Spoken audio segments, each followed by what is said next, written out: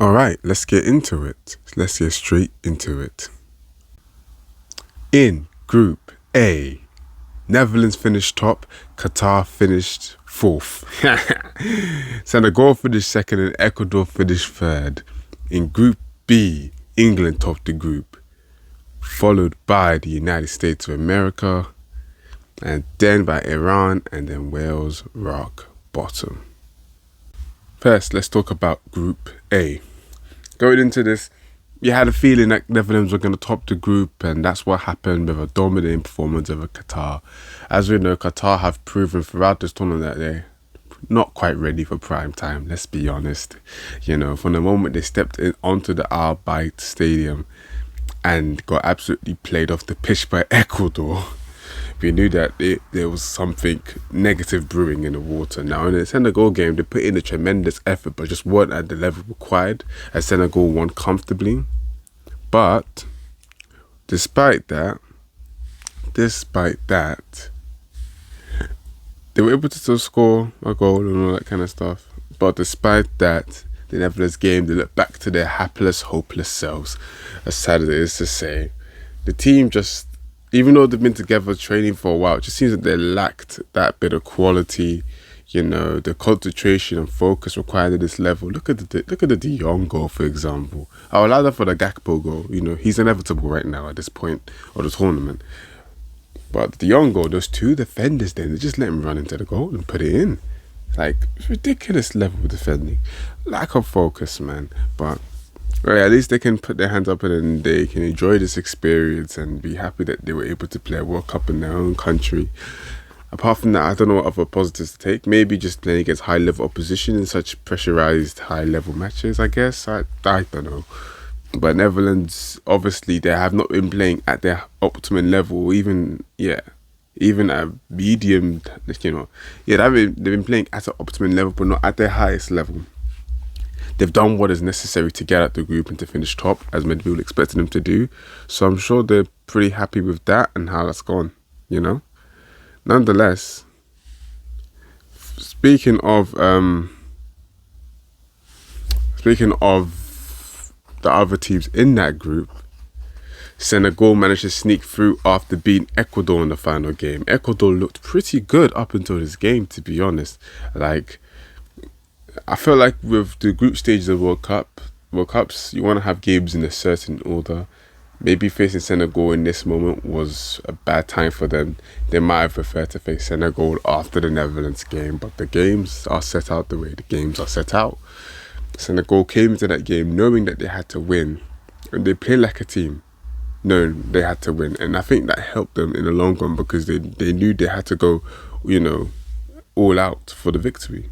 And that's exactly what they did in a very good performance against a side that have looked pretty decent in the opening two games. You know, not losing a game, drawing against the Netherlands and maybe should have won. And of course, beating Qatar with quite relative ease. But in this game, Senegal just dominated them, almost like Mane was back or something. But, you know, a penalty from Sarr and Koulibaly scoring the winner after Moises Caicedo equalised for equalised for Ecuador. And, you know, Ecuador will be very upset and very frustrated by this result because they looked very, very good up until, you know, that point. Again, until this match against Senegal. Nonetheless, as it stands, Netherlands are top and Senegal are second, and they're the two teams that will go through to the next round, the round of 16. Now let's move on to Group B. Again, another group that you could say was pretty much 80% decided. England were probably going to top the group. Well, I say probably, I don't know.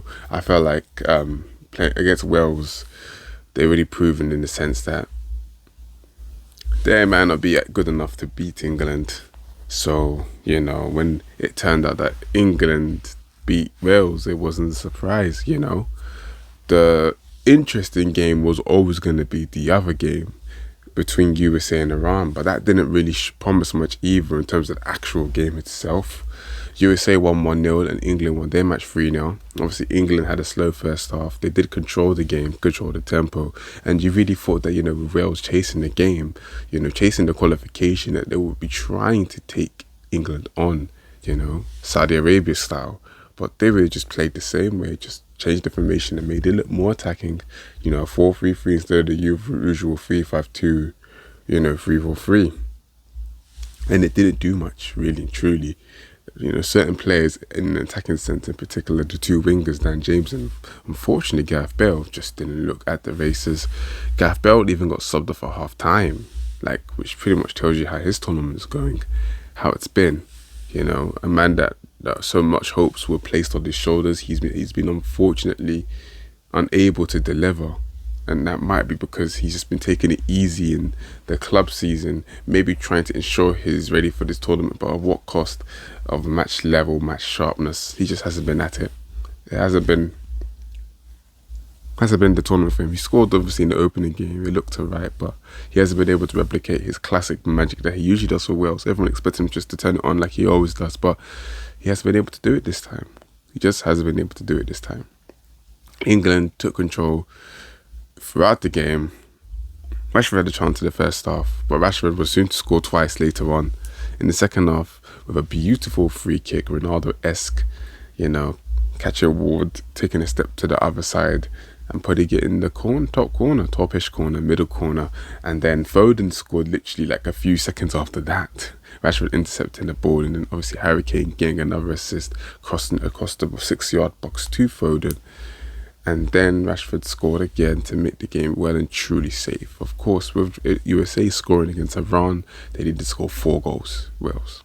Instead, it was England that got the goals, and Wales kind of went out with a whimper. Of course, Rob Page, the manager of Wales, he's going to say that he's proud of his boys and their performance, but in all harsh reality, they were just too cautious for a team that should have been prepared to take risks in order to qualify, because that's what it would have took. Playing it safe, there's no point, because something like this will just happen. The team that's clearly better than you will eventually overpower you, and that's what it proved. USA Iran, a tight game.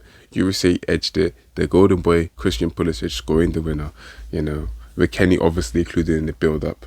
But was that much of a surprise? I don't know. If we say we're really going to show the credentials of the second best team in the group, beating Iran is a way to show it. It wasn't the most convincing, but Iran didn't really look like threatening, and USA kind of won it, not at a canter, but it was pretty comfortable for a 1-0 result. So with all those games in mind, to summarise, to end that group, England top it and USA finished second, which now means we have a first pair of round of 16 matches. Netherlands, USA, and England, Senegal. There should be some good matches. Nonetheless, I'm going to end it there. Thank you guys for listening to this Group A and Group B summary. Those groups are done. Now we move on to the next day. Catch you then. Catch you tomorrow. Mini Laje.